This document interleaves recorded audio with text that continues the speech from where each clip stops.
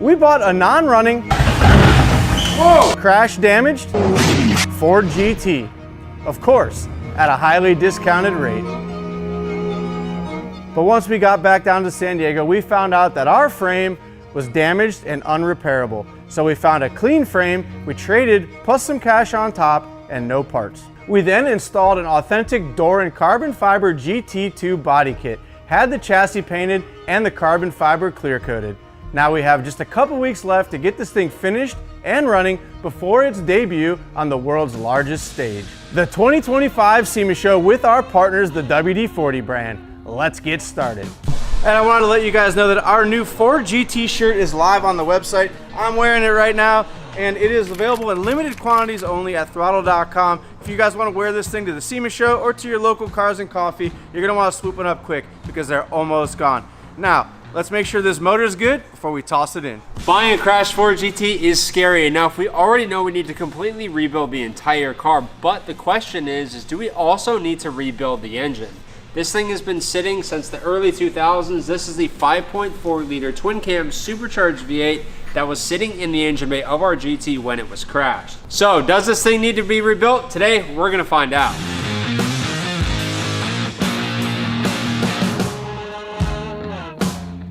Now that we got the plate off, not only can we see the dry sump belt, this is a very strange looking belt. I don't think I've ever seen a serpentine belt like this. This runs the dry sump pump, which is pretty cool, but it also gives us access to the crank pulley. So now we can put a socket in here and spin the engine by hand. This is the first test to see if the engine actually spins.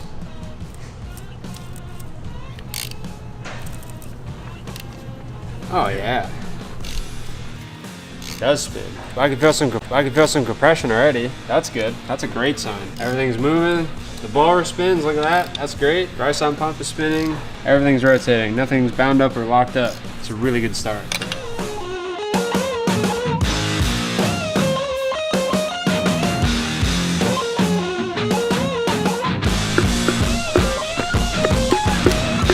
Now with the coil packs out of the way, we're gonna go through, take each spark plug out one at a time and do a leak down test on this motor. This is gonna tell me the mechanical sealing ability of the engine.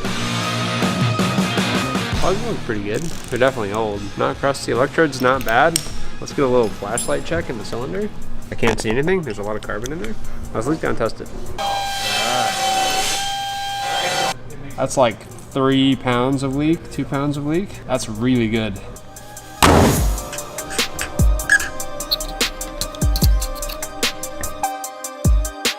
Cylinder 2 spark plug, a little bit wet. I don't know if that's oil. It's probably oil.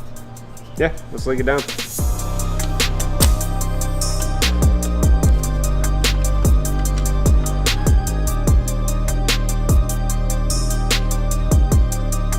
There we go. Here she goes. She's climbing.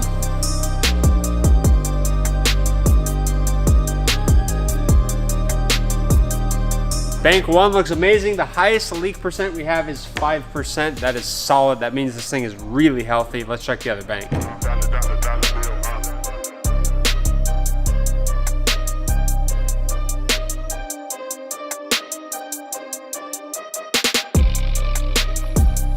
Cheese style, brother. So now that we found out we have a completely compression healthy Ford GT engine, we're gonna start getting this thing ready to go back in the car. The first thing we're gonna do is actually pull off the valve covers because I wanna take a look at everything that's going on here. When this car was in a collision, one of the valve covers actually got punctured.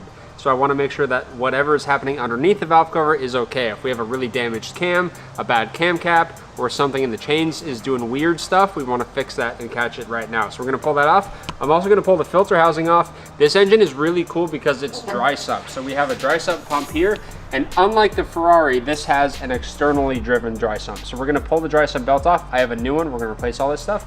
But we're actually gonna fill this with engine oil and manually spin this pump, and I'm gonna oil prime this engine completely while it's on the ground, which is really cool. We're gonna spin it. I wanna see oil coming out of the cam caps, covering everything in engine oil. From there, we'll put the valve covers back on, we'll put all of our new belts back on, and this thing will be ready to drop in the car. So let's get started.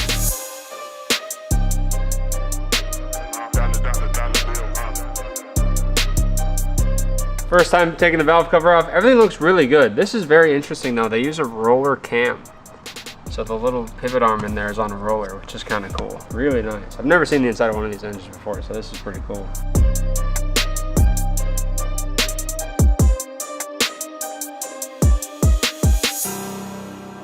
All right, so everything under our valve covers looks really good. I've just taken our oil filter cap off, and what I'm gonna do is actually use Ricky's help now. We're gonna start oil priming this engine. The first place we're gonna see oil start coming out is the oil filter housing. Hold on, stop. I need dude, it's about to pour out. Yeah. Oh, no way. All right, sit. If we can get oil out of all the cam bearings today, we're silent. Baby, we're gonna do it right we're now. dialed.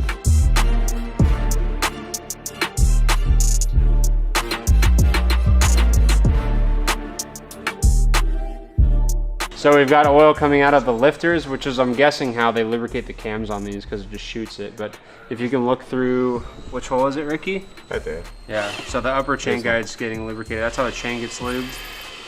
I think that's it, dude. I think we're dialed. Cool. So I think we're gonna put the valve covers back on it with the new gaskets, replace the belts, and this thing's ready to go in the car.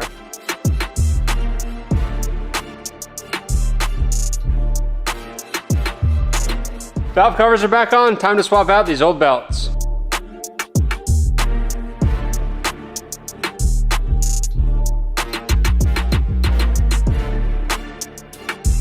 We are dialed in, new belts, oil primed, everything looks really good on this. We've got good compression. This GT engine is ready to go back in the car. Before we drop this 5.4 liter supercharged V8 into our Ford GT, we're installing all the main harnesses. Each harness is routed and secured to factory mounting points, which makes this a pretty simple process. Getting all these back into the appropriate locations is key to making sure this engine install goes smooth and fires right up. Next, we'll prep the engine and drop it in. It is time to get the GT engine back in the engine bay of this beast. I cannot wait to see this thing in the engine bay. I've been waiting so long to drop this engine in. I also have no idea how to pick this up. There is zero information on how people are pulling these things in or out. I can't even find a picture of this car online with the engine out of it. So what I did is I got an axle strap on the back here. We're gonna lift it up by the rear mount, and I've strapped a ratchet around the blower. Hopefully that's gonna work. We're gonna find out right now. Let's go.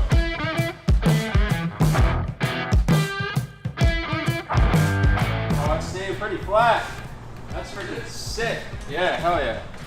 I was worried picking it up like this, the engine was gonna kind of do like one of these or like roll over the side, but it's staying pretty straight. So I think we're in good shape. Before we get this motor in, we need to install new mount arms on each side. The other ones were completely destroyed.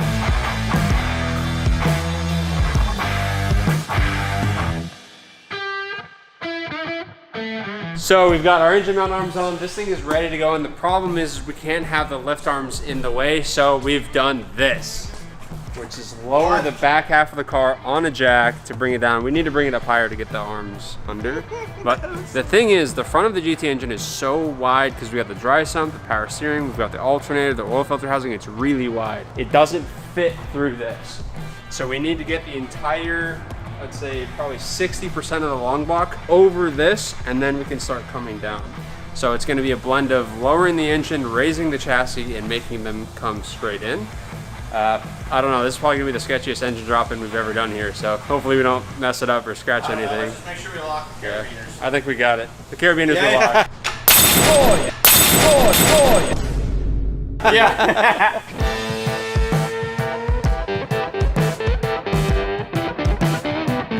Watch the motor mount, Ricky.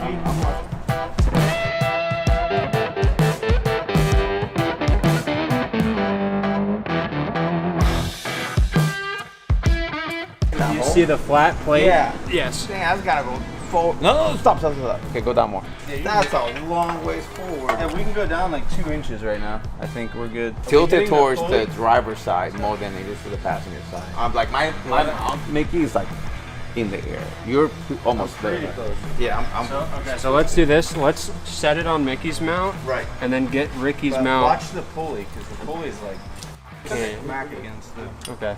So we gotta be close. So Ricky, tell me when it's almost about to touch. I'm pushing towards Ricky's side. I think I just touched Oh. that. Okay. Tell me when your gap is like this, Ricky. Oh, shit, and then you we'll got a push lot. and pull it, and then I can. What I'm trying to do is put the bolton on that side. Then we can lift it up. It'll anchor it and allow us to get that side. So in these and mounts are drop the flat right now? Yes. Oh, So we're a little quick in that. The mount is flat and the engine chassis is flat, so they're gonna come together like this. Right now we're Got like it. this. That's why I Got can't get Mickey's bolt Okay, in. I'm tracking now. Yeah. Yeah. Okay, you can drop it on here. more. How you there, Ricky? By the manifold?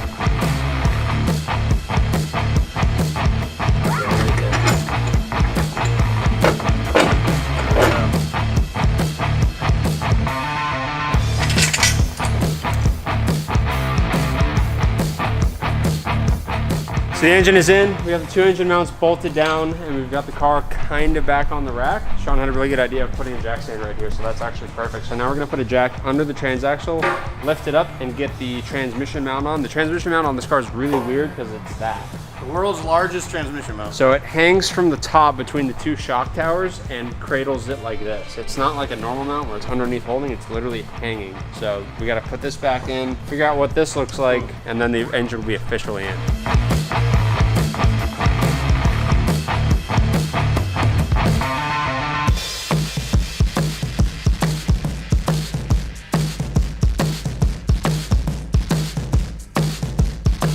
The engine is in, completely bolted down and tight. Now we have a ton of work to do because we got to attach everything. We got to attach fluid lines for the dry sump, the engine cooling system, the supercharger cooling system, the air conditioning system, the power steering system, the oil cooling system, transmission cooling system, fuel system, vacuum system. We've got a ton of wiring to do. And as you can tell, I really don't have a lot of room to do this. So this is gonna be the most challenging part of the build for me, is getting this thing plumbed and fired. So let's get started.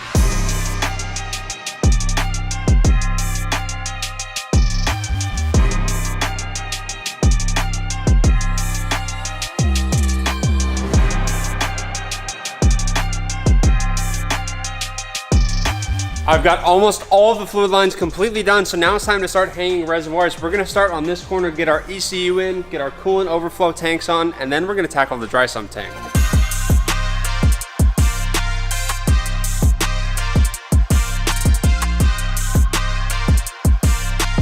Coolant reservoirs and ECU are on, now it's time to move into the dry sump tank. Let's do it.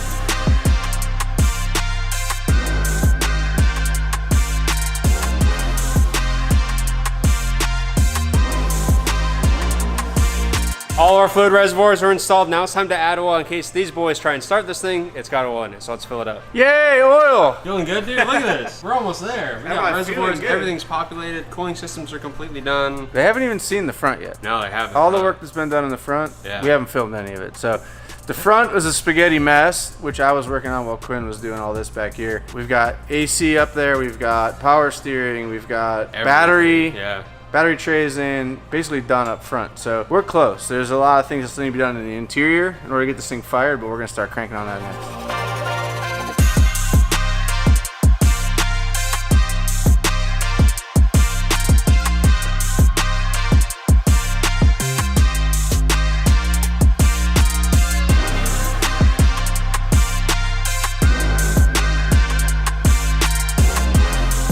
Now it's time to get our dashboard and all the electronics back into the interior of this car. This is integral to getting this car fired up. Without this, we can't start it. So this, as well as some of the electronics and the steering column, are about to go in.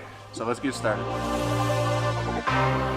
Before we throw our dash back in the Ford GT, we're gonna install our speed hut gauges. One of the things I was really nervous about when these came in was I was looking at these connectors and they didn't look OEM to me, and I was worried that we were gonna have to make some sort of sub harness to make them fit. But Speed Hut did all the work for us. These are actually factory plugs, and it plugs right into the stock location.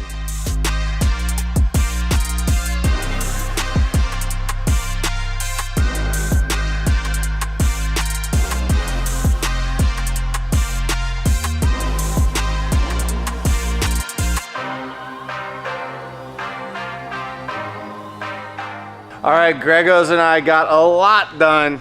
Man, we got the fuse panel in down here, starting to look like a car again. So now we've got everything plugged in electronically. That's going to allow us to start this car once the column goes in. Gregos is all stuffed under the dash over there, getting our throttle cable plugged in. Greg, is it working? Woo-wee! Go ahead, do that again. Oh man, that's awesome. So throttle cable runs all the way down here through the bulkhead, right there. Up the tunnel, plugs in underneath, which really cool. This car is so neat because it is a transaxle car and everything's in the back. everything runs forward, which is pretty cool. A little bit different than what we're used to. We even got the clutch, slave, and master stuff all hooked up and in place in here. We got the wiper motor in, ready to rock and roll. Man, it's starting to look like it's ready to start. So we gotta put our Optima battery in. We gotta hook up the AC lines and the heater core lines down here. Those are the final things that we need to do before we can drop the column in and plug the harness and hit the key, which is exciting. We're getting really close now.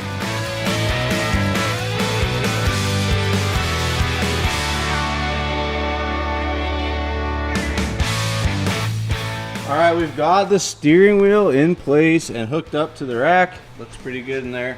Our new gauge package looks amazing as well. Speed Hut, very happy with the logoing as well as the yellow tack in the center, which is really cool. So the ground cable on the 4GT was destroyed in the accident. It basically pulled one whole end off of it. So as you can see here, the terminal is missing. So we've got a new terminal, we've got some new 2-gauge wire, battery cable wire, and we're just gonna make our own negative cable so that we can put some power to this thing and hopefully get it started today.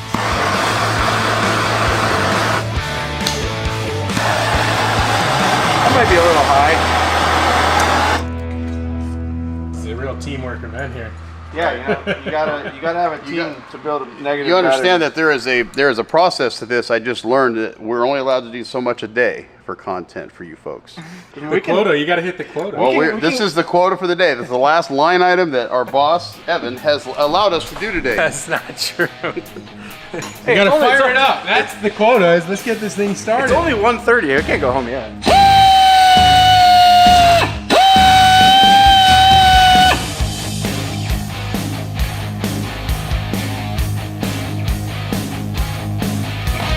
First time this thing's gonna see any power for 16 years. 18 years. Hey, we have a key noise. We have a key. Hold on, let's see. Yay! Hey, we did something right. All right, so Mickey, you want to do the, look, we have an odometer reading of 87,774 miles. Hold on. How many miles? 8,700. We were told 4,000. And this is in our I want a refund. I was told 2,500. Twice the mileage we were told it had on it. So in order to start this thing, now we have electrical power. We need to put some gas in the tank because I took all of the fuel out when we redid the Beachworks dual pumps. So the problem with that is we no longer have a fuel door because on the factory car it's right here. Ours terminates under here. We do have the factory filler neck that comes up to here and goes to our fuel cell in the center, but we haven't drilled the hole in the fender yet, so we have no way to put fuel in this at the moment. My fear of drilling the hole is only because we haven't done the final fitment on these fenders yet. You guys can see the gaps here and the temporary hardware. This is just for us to build the car basically with it in its location. It's gonna get final fitted, the gaps will get tightened up, so that's gonna mean that the hole that I drill for our fuel might be off center once we fix the gaps. So I gotta be very careful. Drill a small hole, we'll open it up so we can get a fuel filler neck in there. Kind of called an audible here. Instead of drilling the hole now prematurely before the front fenders are actually gapped properly and potentially drill the hole in the wrong place, we're just gonna pull off the fuel filler rubber hose here, back it up, I hope. Yep, get it off of there, and now we can stick a funnel in there and actually put some race fuel in there, which we just got our delivery of Sunoco 100 octane, so put 5 gallons in, see how she goes.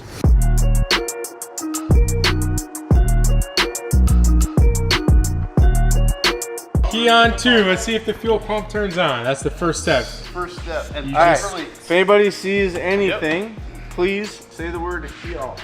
Yeah, look at those gauges. Yep, there's your gauge. That looks sick. All right, so we are going to crank it, not start it. One thing that we just did is we pushed this inertia switch and reset it, and we're hoping that that is the reason why it didn't crank. All right, we should hear a starter. Nope, same thing. Same thing. Hit it again. Let's see if it resets again. It does.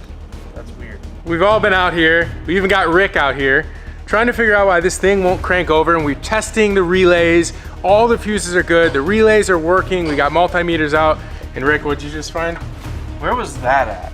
It was literally sitting. There's no way. No, it was up like this, and this. The green and yellow wire that we've been looking for has literally just been unplugged, we think. So let's plug that in. Hopefully this is it.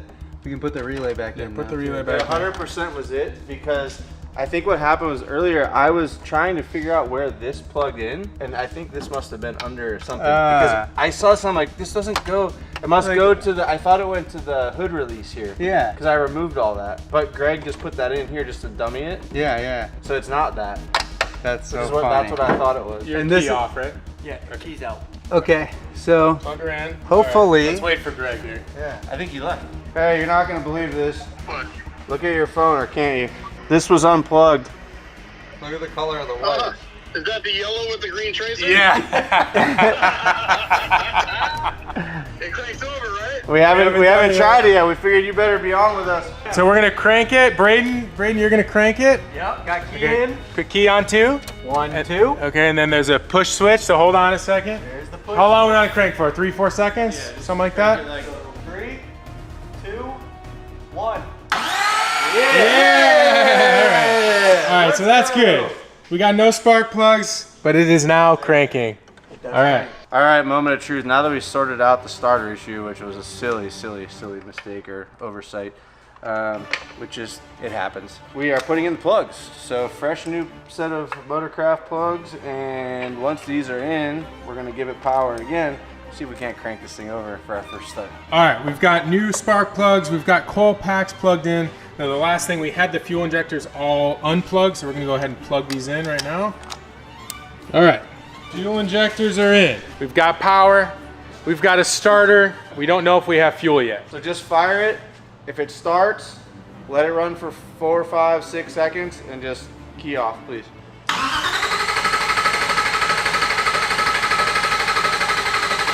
Let's check for fuel Got no pressure. fuel. Yeah, I don't smell any gas. All right, so just a second ago, Mickey popped off the main fuel line right at the fuel rail, and there is fuel there now, which is awesome. So there's fuel pressure at the rail. We don't know if the injectors are working. We don't know if the coil packs are working, but we think that it's possible that it's just kind of priming the fuel system. So Also, keep in mind the fuel that's still, whatever's like left in the system, if that's a thing, is old fuel. So it won't ignite. It's not gonna spark it. all right, here we go. Yep.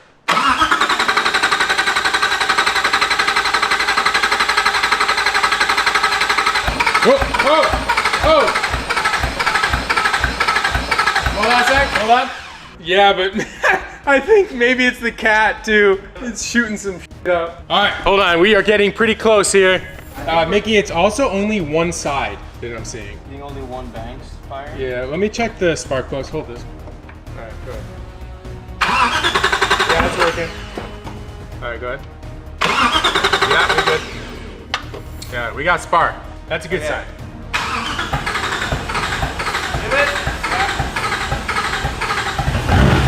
Whoa! Look at the cat!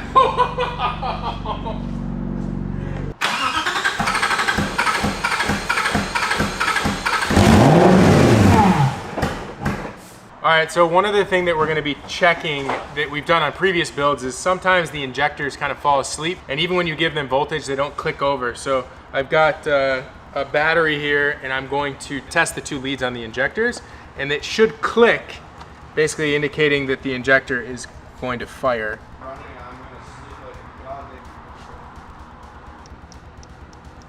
I'm not sure. Let me go grab Ricky. Hey, you hear? Yeah. For some reason, this one is not clicking. Time to wake him up, baby! Wake up! All right, what's this, round 2? Round Better 2. setup? Better setup. He's dead? Oh, she's dead. Wake it up! She's sleeping. She's taking a nap right now. Oh. Oh! Hey! It's alive, It baby. works every time. That one wasn't a deep slumber. Yeah.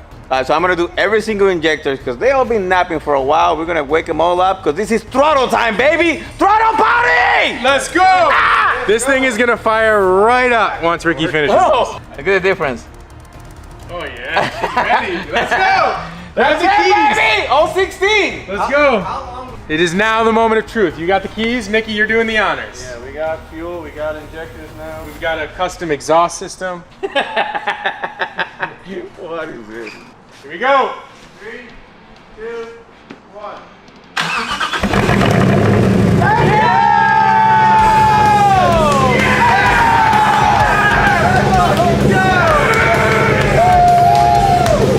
Yeah!